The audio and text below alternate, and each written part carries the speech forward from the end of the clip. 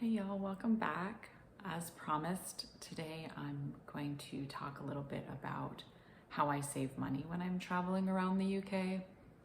This is something that I obviously care a lot about and based my whole channel on it, which I started many years ago. And because, again, backstory, it took me 10 years to finally visit the UK after wanting to go there for all that time, like watching, as I've talked about my origin story before, watching British television and loving reading British literature even before that. But when I finally set my mind, I want to go visit, I had no money for years, a decade, and I had to finally work on how to do that. And so this has become something that I always want to talk about, and I'm always liking to learn new things and always like to share sort of the things I do. And as I mentioned in the previous video, this doesn't mean I'm bare bones. I've never backpacked across the country. I don't stay in hostels. I stayed in a hostel years ago in, I think it was Austria. That was part of a group tour, and we stayed in one, and it was fine, but I was a lot younger then. And that doesn't mean I wouldn't. I'm actually have looked at them before and tried to figure out how to fit them in to see if that would work for me. And maybe I'll do that on my next trip. I'm still considering that. So I just wanted to say that I don't go completely bare bones, like sleeping in a bed in a hostel, or I've never done free rooms for the night. Someone mentioned that in a previous comment, and I think I'll delve into that in the future and maybe do some research and share what I find with you all. So appreciate all the suggestions. But yeah, I try to have a mix of doing things that are fun and do cost money, the things that are important to me, while also finding ways to save money so that I can see as much as possible and go as often as possible. So we're going to see how long this video goes. I'm always talking about how long the video is too, because I'm like kind of obsessed with that as well, but we'll see how long we go today. I will try to keep it introductory, and then if anyone is interested in me delving into these topics further, then I can do separate videos, because I think that can work if we really want to dig into one specific topic. So first of all, it's not actually a UK specific tip. It's the thing that everyone tells you when you're booking your holiday or your vacation, is to book far in advance. So I definitely do that. I am always looking at traveling options, flights, hotels, Airbnbs, travel. And that could also just be, that's what us sort of frequent travel bug people do, is we're constantly looking for deals. We're constantly looking for opportunities and seeing what the prices just are trending. Are they going up? What are we going to have to do to save for that next trip? We're always planning. So I'm always planning. And then when I know I actually am going to take a trip, so whether I have to request time off from work or I just know I'm gonna, like the last time when I quit my job, I had been planning that for a long time. So that was like years in advance. But if we're talking specifically how how far in advance you wanna book things, then the standard that most people talk about is like 6 months for your flight. And that has definitely been true for me. I've tried to have a flight booked that far in advance or not much longer after that, because you can see the price trends. Now, there's people who talk about really hacking into flight prices. I think with my travel card, which we've talked about before, they'll do like a price tracker for you and tell you if you follow which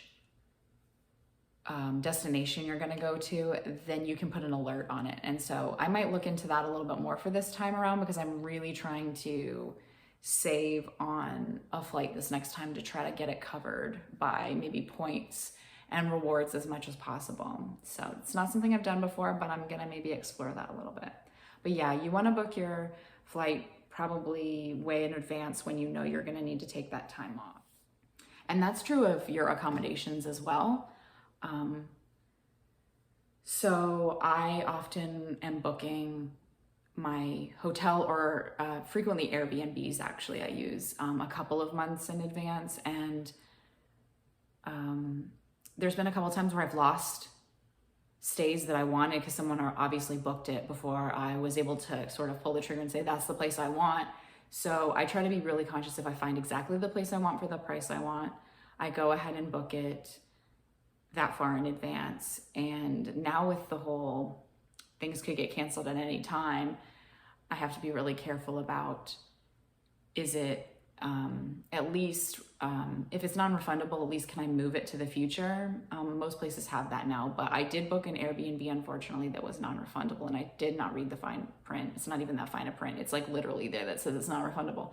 And I did book one for a few nights and then lost that money. So that is a mistake I've made, and now I'm much more careful about when I book it. I want to make sure, even if it's the perfect place, I'm kind of going to edge towards, can I cancel this in the future if the world happens again?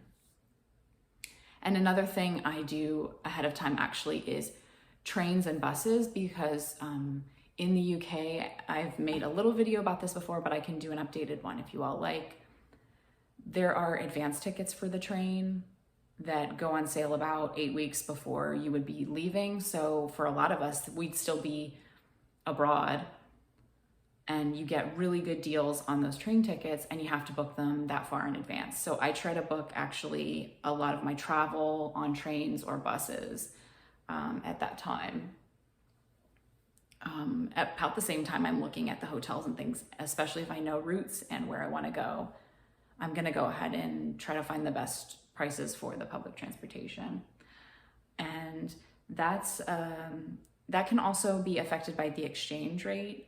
I like to keep an eye on where that's going. Lately, it's been really low for us here in the US for the pound, so it hasn't been a real concern, but we'll see how that goes in the future. On the very first trip I took, it was quite a big difference. The exchange rate was very high. For us, it costs a lot more money to go to the UK than it has been in the past, I'd say 5 years or so. So it was something I had to pay attention to a lot. So then going off of that, as I mentioned, I book trains and buses way ahead of time. And I learned in my last trip that, now this works better if you have some more time in your travel. I would say if you're doing 2 weeks or less of a trip, taking buses versus trains is not going to maybe be the most efficient for you, because they do take longer. But you may be able to work it out. You may be able to find a way to make the bus trip work for you. But I noticed that train prices in the UK are very expensive on certain routes. My example from that is, you've probably seen my video where I took the overnight train from London to Glasgow, because when I originally tried to book a train from London to Glasgow, it was like $100 and something for the trip, which is so much money. And when I looked at the bus, it actually was only $20, 20 US dollars.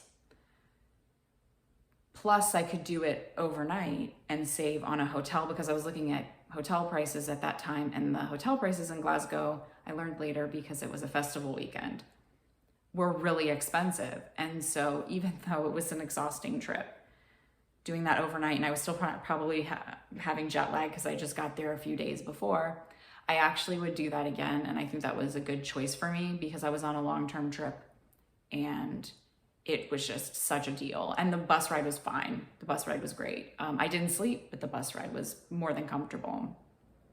So I'm gonna definitely explore more of the buses for my travel next time. And then all of our favorite topic, food. When we are visiting over there, of course, we want to try all the delicious British food, and I love British food. So I like to eat a lot, and that is not a huge budget for me, except for maybe some of the restaurant meals can be quite expensive. So I'll just hit on a few things, but this is something I could talk about for hours, I feel like, is what's worth spending money on, what's not worth spending money on, and then how to save money overall when you're eating. And I guess I'll just do a couple of quick tips. So for me, I actually eat a lot from the grocery store, and that's probably why I stay in Airbnbs now. A lot have gotten into this where I like to stay in an Airbnb and I have a kitchen, and that doesn't mean I cook a lot because I'm not a cook, but I can prepare foods, I can keep snacks, I can have drinks and stuff, and I don't have to go out for every meal. Because number one, I don't have a huge appetite, so if I ever show you all what I eat other than afternoon tea, I can usually sometimes eat a little bit more because that stuff's real good. And we just always seem to eat more at afternoon tea. But for the most part, I can go for pretty limited meals, pretty small meals. And I actually have to for my health. So what I usually do is I'll have something really simple like toast with delicious British butter and a blackcurrant jam, or another jam if I'm feeling like it, for breakfast. And then I'll be out touring around and I'll have lunch out, and it could be, so sometimes that's why I do afternoon tea is sort of my lunch. And I'll have like a bigger meal, or I'll have like a soup and then of course like a slice of cake or something like that as my lunch. And that's sort of my bigger, more expensive lunch. That can be anywhere from 10 pounds to 70 pounds. If I decide to do an afternoon tea, that is a rare one, is 70 pounds. I think most of the time I try to find cheaper afternoon teas than that. But I could spend quite a bit on lunch. So then dinner for me often is grocery store food again. So I might even eat just a sandwich. And I actually have, what I love is looking out for when I go to the grocery store at the end of the day, sort of after I've been traveling, I'll go buy any of them, M&S, Sainsbury's, even the expensive ones like M&S have yellow reduced stickers. And I do that later in the day, I guess, because that food is about to expire. So they'll either have a basket, and hopefully I have a picture of that I can find because I took a picture of one, or they have like those same prepared sandwiches. And I love the prepared sandwiches because they're easy to eat and they have such good toppings and stuff. But I do have an example that I love. It's one of my favorites, and it's from the Sainsbury's in Windermere when I was staying there. I had probably had a couple of really big lunches because there's some really good stuff to eat around there. So I said, I don't want much. And I went into Sainsbury's and they had the yellow reduced stickers on stuff. And I picked up couple of things. And my dinner was this ham sandwich for 69p. And it had nothing on it. It was like a plain ham sandwich. And then like a container of fruit for, I think, 69p. It should hopefully have a picture or a video for you here. And I know you're gonna say, that's not enough food. Wait, that can't be dinner. May I introduce you to girl dinner? If you've seen that, I'm definitely a person who has girl dinner. And at the end of the day, most of the time, this is all I want to eat. I would say for the ham sandwich where it says no mayo, I could have used a little mayo or mustard or some kind of sauce on it. So I think in the future, maybe I should carry like a little packet of sauce to go on stuff like this, because it would have come in handy.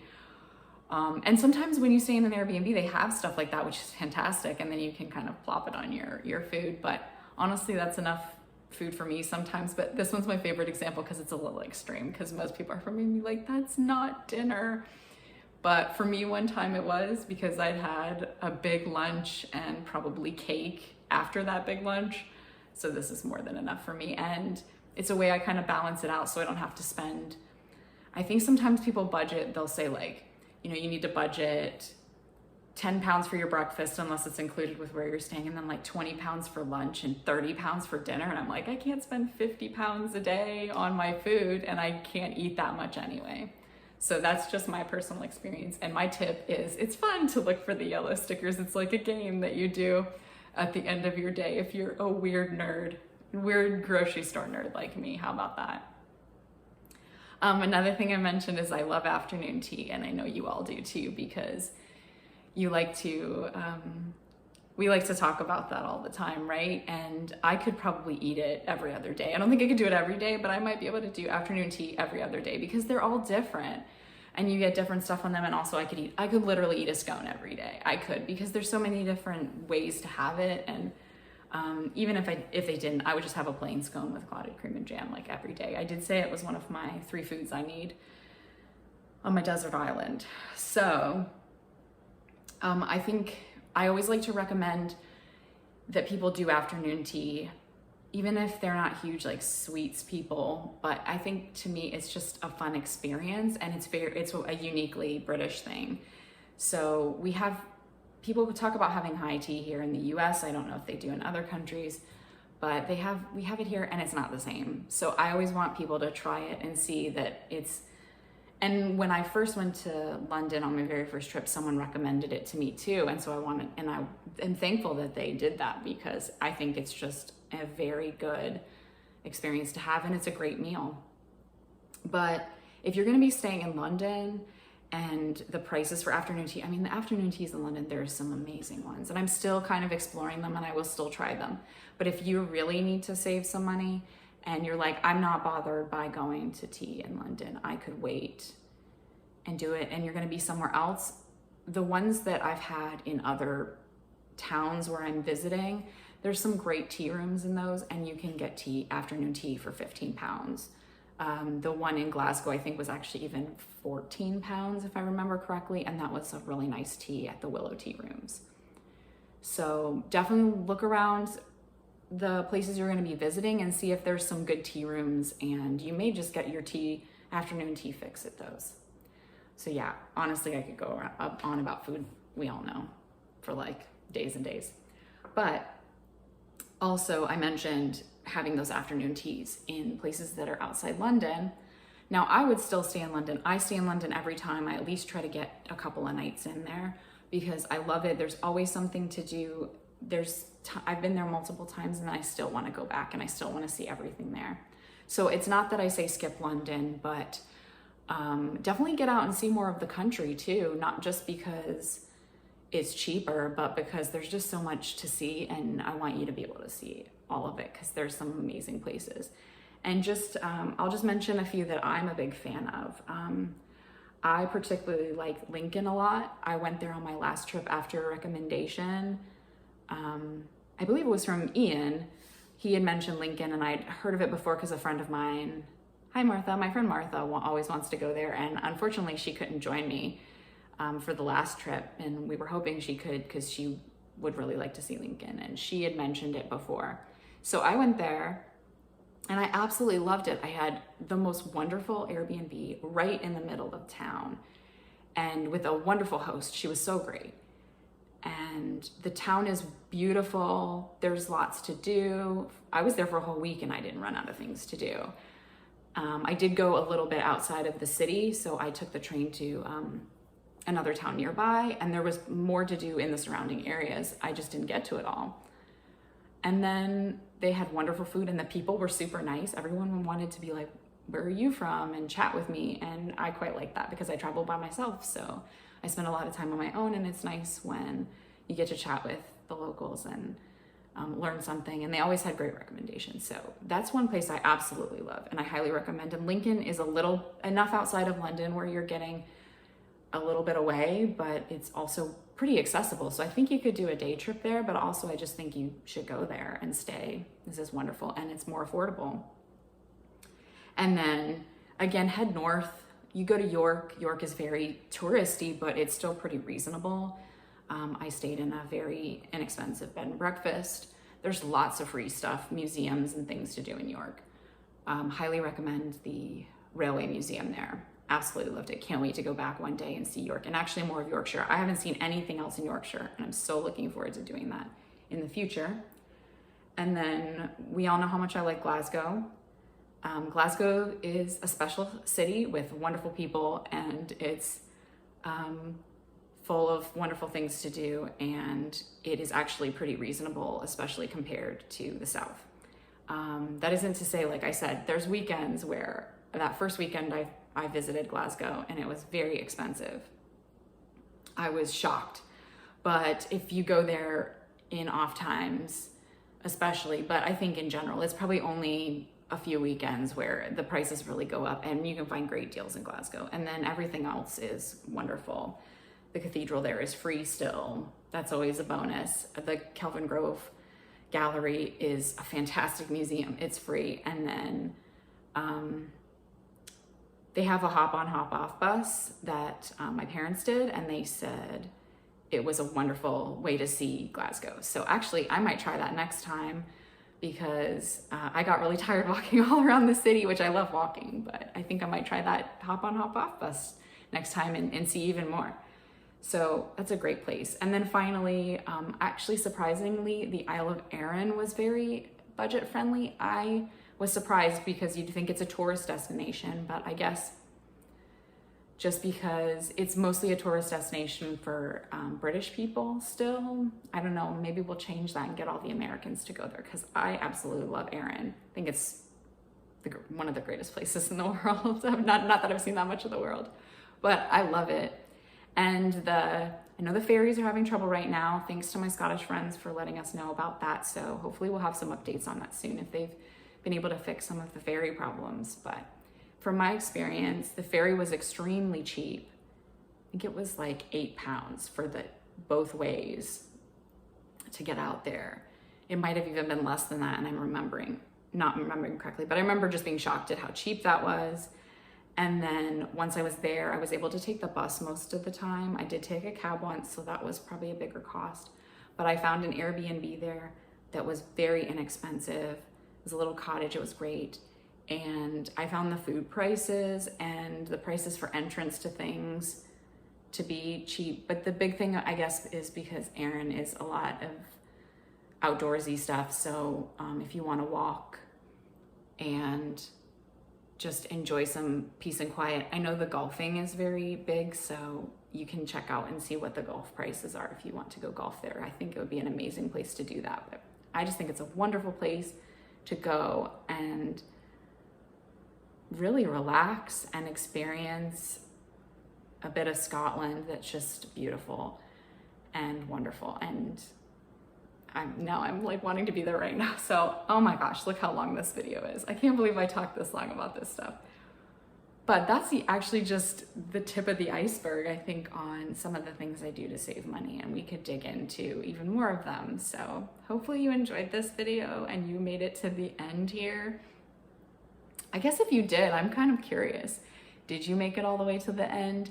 You can, in the comment, if you leave a comment, just leave, your favorite flag, the one you like the best, and your comment, and I'll see if you were here the whole time. And if you were, I appreciate you if you watched 2 seconds of this, and I appreciate you if you watched the whole thing, because thanks. But yeah, that's some of the ways that I save money. And as always, I'd love to hear in your comments how you save money on your trips. And even if you're gonna tell me how you save money when you come to the US, that sounds good to me. I love hearing about that. So leave me those comments, and hit the like button if you feel like this was an endurable video, and subscribe if you haven't. And hopefully I'll see you next week or soon after that. Take care. Bye-bye.